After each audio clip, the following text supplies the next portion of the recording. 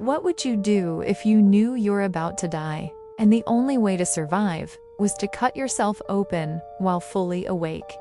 No anesthesia to knock you out, no surgeon to guide you, just you and your own hands. This is the true story of Leonid Rogozov, the 27-year-old Russian surgeon who performed an internal organ surgery on himself. In the year 1961, at the height of the Cold War, the Soviet Union sends a team of scientists to one of the most hostile places on Earth, Antarctica. Their base is called Novolazarevskaya Station, a remote outpost buried in ice and isolation. Temperatures drop below 40 degrees Celsius, blizzards can trap you for weeks, and during winter, there is no escape. Among the team is Leonid Rogozov. On April 29, 1961, Rogozov starts feeling a dull pain in his lower abdomen.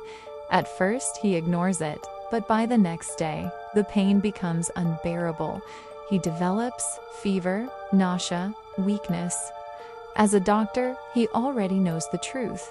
It's appendicitis, and if it ruptures, he will die. Normally, this would be a routine surgery, but here's the reality. Planes cannot land. Storms make evacuation impossible.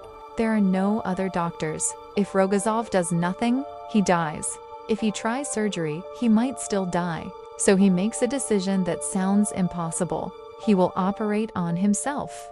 On the night of May 1, 1961, inside a freezing Antarctic station, Rogozov begins preparing. He assigns roles to his teammates. One holds a mirror, one hands him surgical tools, one stands ready in case he collapses. None of them are doctors.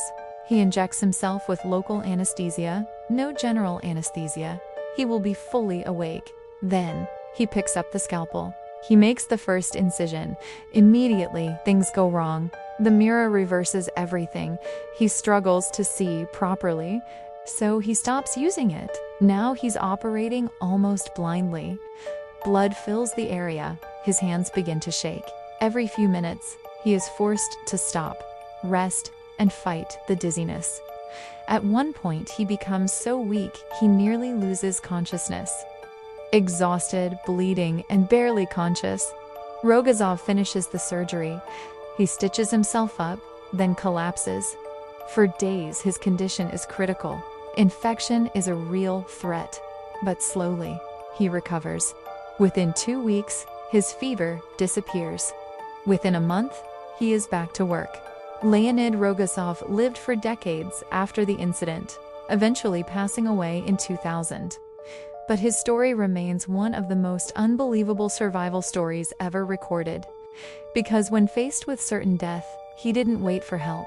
He became the help. If you were in his position, no doctor, no escape, no second chances. Could you do what he did, or would you accept your fate?